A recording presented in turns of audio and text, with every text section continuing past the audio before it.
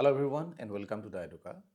তো আমি যেতিয়া আমাৰ ভিতৰত আমি সকলোৰে কথা কৈছোঁ যেতিয়া আমি মেট্ৰিক পৰীক্ষা দিছিলোঁ তেতিয়া আমি প্ৰথমবাৰ কাৰণে মেট্ৰিক পৰীক্ষা দিছোঁ আৰু আমি এবাৰেই দিছোঁ বুলি আমি ভাবিছোঁ তো আমি যেতিয়া মেট্ৰিক পৰীক্ষা দিছিলোঁ তেতিয়া কি হৈছিলে যে আমি মেট্ৰিক পৰীক্ষাটোৰ কাৰণে আমাৰ কাৰণে নতুন আছিলে আৰু তেতিয়া আমাৰ ওচৰত একো এক্সপিৰিয়েঞ্চ নাছিলে তেতিয়া আমাক গাইডেঞ্চ দিবলৈ আমাৰ অকল শিক্ষাগুৰুসকল আছিলে এতিয়া বৰ্তমান আমি যেতিয়া আসাম পুলিচ এছআই হওক এপিএছচি হওক বা এডিআৰই হওক আমি কেইবাবাৰো দিছোঁ কেইবাবাৰো দিয়াৰ পিছত আমাৰ ওচৰত এটা এক্সপিৰিয়েঞ্চ হয় আৰু যদি আমি পৰীক্ষাটো পাছ কৰোঁ তেতিয়াও আমাৰ এটা এক্সপিৰিয়েঞ্চ হয়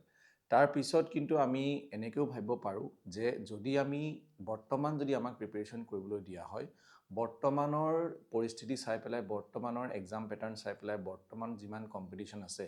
সেই বস্তুটো চাই পেলাই আমি কেনেধৰণে প্ৰিপেৰেশ্যন কৰিব পাৰোঁ তাৰ কাৰণে আমি ভাবিব পাৰোঁ আমি এটা প্লেনিং কৰিব পাৰোঁ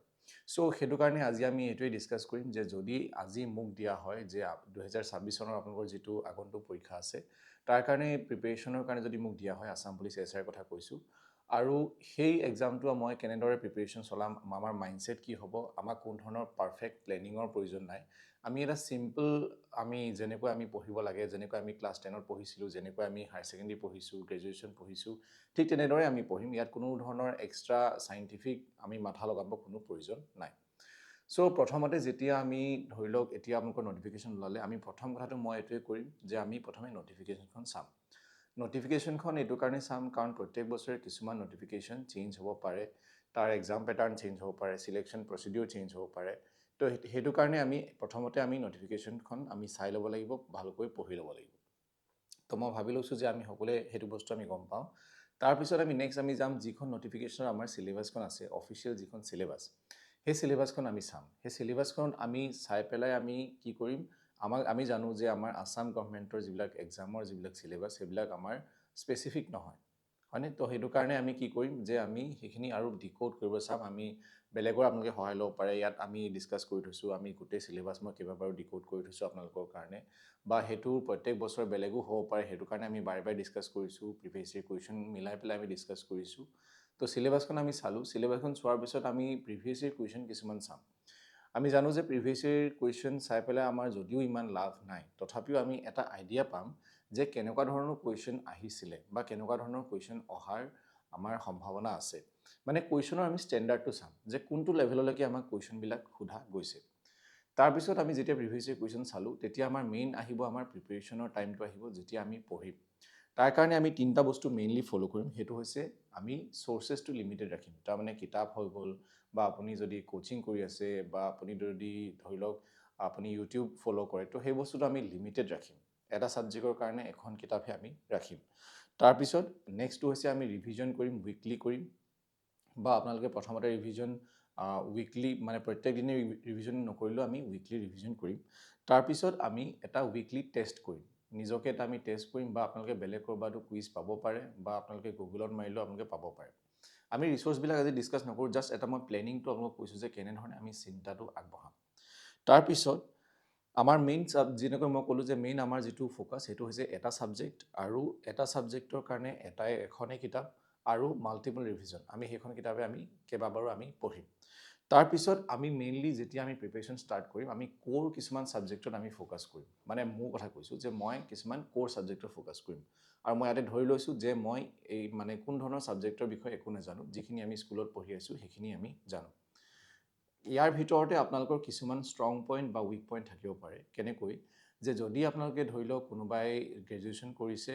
হিষ্ট্ৰীত কৰিছে কোনোবাই জিঅ'গ্ৰাফিত কৰিছে চ' তেওঁলোকৰ হিষ্ট্ৰী ছাবজেক্টটো কোনোবাই যদি মেথছত কৰিছে কোনোবাই যদি বেলেগ ছায়েন্সৰ ছাবজেক্টত কৰিছে তো তেওঁলোকৰ সেই ছাবজেক্টটো ষ্ট্ৰং হ'ব পাৰে বিশেষকৈ আমাৰ হিষ্ট্ৰী হৈ গ'ল বা আমাৰ জিঅ'গ্ৰাফি হৈ গ'ল বা পলিটিকেল ছায়েন্স হৈ গ'ল তো সেইবিলাক যদি আমাৰ অলৰেডি আমি পঢ়ি থৈছোঁ তেতিয়াহ'লে আমি সেইবিলাক আমাৰ ষ্ট্ৰং ছাবজেক্ট যেনেকৈ মেথছ যদি কাৰোবাৰ আছে সেইবিলাক আমাৰ ষ্ট্ৰং ছাবজেক্ট তো আপুনি অলৰেডি মেথছটো আপুনি গম পায় আপুনি মেথছটো আপুনি অলৰেডি পঢ়ি থৈছে আপুনি জাষ্ট আৰু অলপ হেৰি কৰিলে আমাৰ বস্তুটো আমাৰ লাইনত আহি যাব তো তেনে ক্ষেত্ৰত সেইকাৰণে মই আপোনাক কোৱা নাই যে আপোনালোকে কোনকেইটা কেতিয়া পঢ়িব চবৰ কাৰণে এইটো বেলেগ বেলেগ হ'ব আৰু সেইখন আপোনালোকে কষ্ট কৰিব লাগিব তাৰপিছত যিকেইটা মই কোৰ ছাবজেক্টৰ কথা কৈছোঁ মেইনলি আমি কোৰ ছাবজেক্ট আমি দুটা পাৰ্টত ভাগ কৰিব পাৰোঁ এটা হৈছে অসমৰ আসাম স্পেচিফিক আনটো হৈছে আমাৰ ভাৰতৰ মানে ইণ্ডিয়ান জিকে আমাৰ অসমৰ ক্ষেত্ৰত আমি মেইনলি পঢ়িম Assam history, Assam art and culture, তাৰপিছত হৈছে আছামিজ লেংগুৱেজ এণ্ড লিটাৰেচাৰ আৰু আমাৰ আছাম জিঅ'গ্ৰাফী। সেই চাৰিটা বস্তু আমি প্ৰথমে পঢ়ি ল'ম। সেই মেইনলি হিষ্ট্ৰীটো আমিতো পঢ়িবই লাগিব। সেইকেইটা বস্তু আমি ধুনীয়াকৈ পঢ়ি ল'ম, কোনোবা এখন কিতাপৰ পৰা আমি ধুনীয়াকৈ পঢ়ি ল'ম। এইটো প্ৰথমে আমি নাচাওঁ যে আমি প্ৰথমে গোটেইখিনি আমি আয়ত্ব কৰি ল'ম বোলে আছাম হিষ্ট্ৰী আমাক যিমান মানে আছাম হিষ্ট্ৰীৰ বিষয়ে যিমানখিনি অসমৰ ইতিহাসত হৈছিলে সিমানখিনি থকা কোনখন কিতাপ আছে সেই বস্তুটো আমি নিবিচাৰোঁ। যিখন কিতাপ আপোনাৰ ওচৰত এভেইলেবল আছে, যিখন কিতাপত অসমৰ ইতিহাসৰ বিষয়ে লিখা আছে, অলপ হ'লেও আছে, সেই বস্তুটো আপোনালোকে সেইখনৰ পৰাই পঢ়ি লওক। মানে প্ৰথমতে আমি কি কৰিম, আমি প্ৰথমতে এটা জঁকা এটা আমি বনাবলৈ আমি চেষ্টা কৰিছোঁ, এটা আমি স্কেলেটন বনাব চেষ্টা কৰিছোঁ। তাৰপিছত যেতিয়া আমি আৰু পঢ়ি যাম, আৰু আমি MCQ কৰিম, আৰু আমি মক টেষ্ট দিম,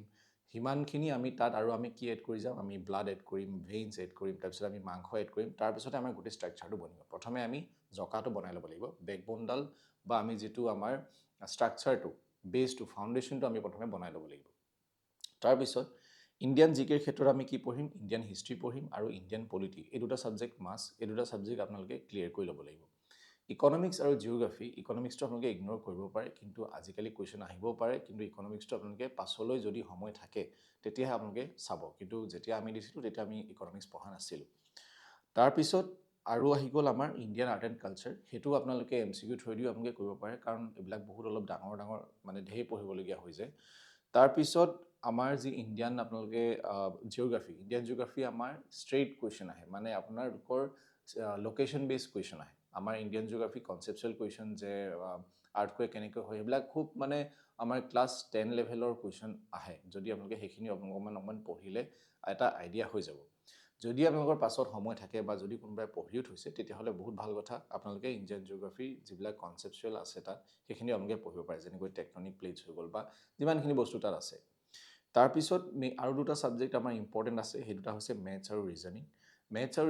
ৰিজনিংটো আপোনালোকে যেতিয়া মেথছৰ এটা আইডিয়া আহি যাব, তেতিয়াহ'লে ৰিজনিঙৰ যিটো থিংকিং এবিলিটি, যেনেকৈ আমি কুৱেশ্যনবিলাক ভাবিব লাগে, সেই বস্তুটো আপোনালোকৰ প্ৰেক্টিছ কৰিলে আহি যাব। ৰিজনিংটো অন্য একো নাই, জাষ্ট আপোনালোকে ডাইৰেক্ট প্ৰেক্টিছ কৰিব পাৰে, কাৰণ তাত আমাৰ মেইনলি কি আছে, এনালজি হৈ গ'ল বা আপোনাৰ ক'ডিং ডিক'ডিং হৈ গ'ল বা আমাৰ ধৰি লওক কমপ্লিট ছিৰিজ হৈ গ'ল, সেইবিলাকতো আল্টিমেটলি মেথছেই হয়। তো সেইটো কাৰণে আমি প্ৰথমতে মেথছটো ক্লিয়াৰ কৰিব ট্ৰাই কৰিম। মেথছত আমাৰ মেইনলি ক'ৰ্চ টপিক কিছুমান আছে, তেনেকৈ ধৰি লওক পাৰ্চেণ্টেজ হৈ গ'ল, ৰেচিঅ' এণ্ড প্ৰপৰ্চন হৈ গ'ল, টাইম এণ্ড ৱৰ্ক হৈ গ'ল, এভাৰেজ হৈ গ'ল, চিম্প্লিফিকেশ্যন হৈ গ'ল, তাৰপিছত আপোনালোকৰ SI আৰু CI, মানে চিম্পল ইণ্টাৰেষ্ট আৰু কম্পাউণ্ড ইণ্টাৰেষ্ট। এই যি ছটা আপোনালোকক মই ক'লোঁ, প্ৰথমে আমি এইকেইটা পঢ়িম। মানে বাকীখিনি যে আমি নপঢ়িম তেনেকুৱা নহয়, আৰু আছে মেথছৰ টপিক বা এপ্টিটিউডৰ টপিক আৰু আছে, কিন্তু আমি প্ৰথমে এইখিনি আমি ক্লিয়াৰ কৰিবলৈ চেষ্টা কৰিম। ইয়াৰ কনচেপ্টখিনি যিমানে আপোনালোকৰ ক্লিয়াৰ থাকিব, আপোনালোকে বেলেগ কুৱেশ্যন বা বেলেগ টপিকৰ কুৱেশ্যন আপোনালোকে ধুনীয়াকৈ মেথছৰ কুৱেশ্যন কৰিব পাৰিব। ইয়াৰ লগতে যেতিয়া মেথছৰ কুৱেশ্যনখিনি আপোনালোকৰ মেথছৰ যিখিনি আপোনালোকৰ কনচেপ্ট, সেইটো আপোনালোকৰ যেতিয়া ক্লিয়াৰ হ'ব, তেতিয়া আপোনালোকে ৰিজনিঙৰ কুৱেশ্যনো আপোনালোকে কৰিব পাৰিব। ৰিজনিঙৰ কৰিবলৈ কোনো প্ৰব্লেম নাই, জাষ্ট এখন ধুনীয়া এখন কিতাপ লৈ লওক য'ত ৰিজনিঙৰ কুৱেশ্যন থাকে। যে মই বহুত কিতাপ ৰেকমেণ্ড কৰিছোঁ, আপোনালোকে তাৰ পৰা এখন কিতাপ কিনি ল'ব, তাৰ পৰা আপোনালোকে প্ৰেক্টিছ কৰি গৈ থাকিলে আপোনালোকৰ ৰিজনিংটো আহি যাব। আৰু মেইনলি এইকেইটা হৈছে ক'ৰ ছাবজেক্ট। এইকেইটা আমি কেনেকৈ পঢ়িম, যিখিনি মই আপোনালোকক ক'লোঁ, সেইখিনি হৈছে আপোনালোকে নিজৰ টাইম শ্লটটো আমি ভাগ কৰি ল'ম। যেনেকৈ ৰাতিপুৱা আমি পঢ়িলোঁ দুটা ছাবজেক্ট, আকৌ গধূলি আমি দুটা ছাবজেক্ট পঢ়িলোঁ, এনেকৈ আমি প্ৰথম 5 দিন বা সপ্তাহৰ আমি 6 দিন এনেকৈ পঢ়িম। কিন্তু দেওবাৰ দিনটোত, যিটো আমাৰ দেওবাৰ দিন থাকিব, সেইটোত আমি কি কৰিম, ৰিভিজন কৰিম, যে গোটেই সপ্তাহটোত আমি যি পঢ়িলোঁ সেইটো আমি ৰিভিজন কৰিম। আমি ডাইৰেক্টলি মই আপোনালোকক এইটো নকওঁ, বা মই হোৱা হ'লেও এইটো নকৰোঁ যে ডাইৰেক্ট মক টেষ্ট দিব মই নাযাওঁ, কাৰণ কেলৈ এমাহত আমাৰ গোটেইকেইটা ছাবজেক্ট আমাৰ কমপ্লিট নহ'ব। তো সেইটো কাৰণে আমি কি কৰিম, যে প্ৰথমে আমি এইটোৱে চেষ্টা কৰিম যে যিমানখিনি আমাৰ ক'ৰ ছাবজেক্ট মই ক'লোঁ, সিমানখিনি আমি ক্লিয়াৰ কৰিবলৈ, ফাউণ্ডেশ্যনটো আমি ক্লিয়াৰ কৰিব চেষ্টা কৰিম। তাৰপিছত যিমানখিনি মক টেষ্ট আছে, কুইজ আছে, সেইখিনি আপোনালোকে উইকলি আপোনালোকে দি যাব পাৰিব। যেতিয়া আপোনালোকে মক টেষ্ট এটা দিব, বা যেতিয়া মই হ'লেও মক টেষ্ট এটা দিম, তেতিয়া মই সদায় এইটোৱে চাম যে মোৰ দুৰ্বলতাটো কিহত আছে, কিহত মোৰ উইকনেছটো আছে। যে যদি মই মেথছৰ কুৱেশ্যনটো কৰিব পৰা নাই, মই কোনটো ছাবজেক্টৰ বা কোনটো টপিকৰ মই মেথছটো কৰিব পৰা নাই, ছাপ'জ মই পাৰ্চেণ্টেজৰ অংক এটা কৰিব পৰা নাই, কিয় পৰা নাই, তাৰমানে মই আৰু তাত প্ৰেক্টিছ কৰিব লাগিব। এতিয়া আছাম হিষ্ট্ৰী কুৱেশ্যনটো আপোনালোকে নোৱাৰিব পাৰে, সেইটো কোনো কথা নাই। আছাম হিষ্ট্ৰী কুৱেশ্যন মই যেনেকৈ কৈছোঁ, সেইটো বস্তু হৈছে মানে মেথছৰ বস্তুটো হৈছে যে এটা ষ্ট্ৰাকচাৰ এটা থাকে, তাৰমানে এটা সূত্ৰ থাকে, আৰু সেই বস্তুটোৱে আমি প্ৰয়োগ কৰি পেলাই বেলেগ বেলেগ কুৱেশ্যন আমি ছল্ভ কৰিব পাৰোঁ, তেনেকৈ আমাৰ থিংকিং এবিলিটিটো বাঢ়ে। কিন্তু যিবিলাক আছাম হিষ্ট্ৰী, জিঅ'গ্ৰাফী, এইবিলাক আমাৰ ষ্টেটিক, আৰু এইবিলাক আমি বস্তুখিনি ইনফৰমেশ্যনখিনি আৰু অকণমান গোটাব লাগিব যেনেকৈ মই ক'লোঁ আপোনালোকক প্ৰথমে আমি স্কেলেটনটো এখন কিতাপৰ পৰা বনাই ল'লোঁ তাৰপিছত যদি আপোনালোকে ৰিভিজন কৰিব বিচাৰে আপোনালোকে বেলেগ কিতাপ পঢ়িব পাৰে বা বেলেগ কিতাপ নপঢ়িলেও আপোনালোকে যেনেকৈ কুইজ কৰি যাব বা মক টেষ্ট কৰি যাব বা আপোনালোকে আৰু ইনফৰমেশ্যন এড কৰি যাব তেতিয়া আপোনালোকে সেইখিনি বস্তু আপোনালোকৰ নোটছত লিখি যাব এতিয়া আপোনালোকৰ এক্সামলৈ বেছি দিন নাই আৰু সেইটো কাৰণে আমি মানে নোটছ বনাব নোৱাৰিলেও যদি আপোনালোকে বনাই থোৱা আছে ভাল কথা যদি কোনোবাই আজি প্ৰিপেয়াৰ কৰিম বুলি ভাবিছে তেতিয়াহ'লে নোটছ প্ৰিপেয়াৰ নকৰিলেও কোনো প্ৰব্লেম নাই কিন্তু চাব যে নোট প্ৰিপেয়াৰ নকৰিলেও আপোনালোকে কোনখিনি বস্তু ৰিভিজন কৰিব লাগিব সেই বস্তুটো ইম্পৰ্টেণ্ট পইণ্টছবোৰ আপোনালোকে এনেকৈ আণ্ডাৰলাইন কৰি পেলাই বা কিতাপত হাইলাইটাৰ মাৰ্ক কৰি পেলাই আপোনালোকে সেইখিনি মাৰ্ক কৰি থৈ যাব লাগিব তেতিয়া আপোনালোকে যেতিয়া ৰিভিজন কৰিব তেতিয়া আপোনালোকে চিম্পলি সেইকেইটা পঢ়ি গ'লেই হ'ব তাৰপিছত এই বস্তুটো হৈ গ'ল আমাৰ বেছিক ষ্ট্ৰাকচাৰ আমি এতিয়ালৈকে কি ক'লোঁ যে আমি প্ৰথমে চিলেবাছ তাৰপিছত প্ৰিভিয়াছ ইয়েৰ কুৱেশ্যন তাৰপিছত আমি যিকেইটা ক'ৰ ছাবজেক্ট সেইকেইটা আমি ক্লিয়াৰ কৰিবলৈ চেষ্টা কৰিম তাৰপিছত আমি মেইনলি ৰিভিজন কৰিম আৰু মক টেষ্ট দিম তো এই বস্তুটো কোনো ধৰণৰ এটা মানে মই যেনেকৈ আপোনালোকক ক'লোঁ যে চাইণ্টিফিক কোনো এখন প্লেনিং নহয় যে আমাৰ কোনো এখন শ্বিডিউল নহয় প্ৰপাৰ শ্বিডিউল নহয় কিন্তু আমাৰ হাতত এটা প্ৰপাৰ প্লেন আছে কেনেকৈ আছে যে কোনকেইটা ছাবজেক্ট মই পঢ়িছোঁ সেইটো মোৰ ওচৰত ট্ৰেক থাকিব আৰু কোনকেইটা ছাবজেক্ট মই পঢ়িব লাগিব সেইটোও মোৰ ওচৰত ট্ৰেক থাকিব তাৰমানে মোৰ ওচৰত হিচাপ থাকিব কাৰণ মই লিখি যাম কাৰণ মই চিলেবাছখনৰ গোটেইখিনি যিমানখিনি ইম্পৰ্টেণ্ট টপিক আছে গোটেইখিনি মই লিখি ল'ম প্ৰথমতেই তাৰপিছত আমি কি কৰিম যে আৰু আমাৰ যিখিনি আমাৰ বাকী থাকি যাব বা আমি মক টেষ্টত যিমানখিনি আমাৰ দুৰ্বলতা আছে সেইখিনি আমি পাছত ক্লিয়াৰ কৰি যাম যিমানে আমাৰ এক্সাম ওচৰ আহি যাব সিমানে আমি ৰিভিজনটো বেছিকৈ কৰিম মেইনলি আমাৰ ষ্ট্ৰেটেজি সেইটোৱে তাৰ বাহিৰে তাত একো আৰু আপোনালোকে বেলেগ একো চাইণ্টিফিক নিয়ম বা আপোনালোকে নিজে একো ভাবিব দৰকাৰ নাই আৰু আপোনালোকে কনফিউজ হ'ব কোনো প্ৰয়োজন নাই এই বস্তুটোৱে আপোনালোকে ফ'ল' কৰক যেনেকৈ মই কৈছোঁ যে আমি ক্লাছ 10ত যেনেকৈ পঢ়িছিলোঁ আমি হায়াৰ ছেকেণ্ডেৰী দিওঁতে যেনেকৈ পঢ়িছিলোঁ একেবাৰে চিম্পল কথা আমি যেনেকৈ আমাৰ ক্লাছত যি পঢ়ায় আমি ঘৰত আহি আকৌ ৰিভিজন কৰোঁ চিম্পল কথা যেনেকৈ আপুনি এসপ্তাহত যি পঢ়িব আকৌ আপুনি এণ্ডত আপুনি মান্থৰ এণ্ডত আপুনি আকৌ ৰিভিজন কৰিব কথাটো সেইটোৱে মোৰ প্লেনিংটো তেনেকুৱাই আছিলে আৰু মই যদি আজিও যদি প্ৰিপেৰেশ্যন কৰোঁ বা যি এক্সামৰ প্ৰিপেৰেশ্যন নকৰোঁ মোৰ সদায় প্লেনিংটো তেনেকুৱাই থাকে তো এইখিনি আছিলে আজি আপোনালোকক ক'বৰ কাৰণে যদিহে আপোনালোকে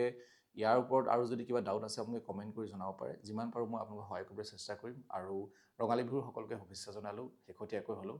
তো ধন্যবাদ আজি ইমানতে সামৰণি মাৰিছোঁ থেংক ইউ ফৰ ৱাচিং everyone good night and take care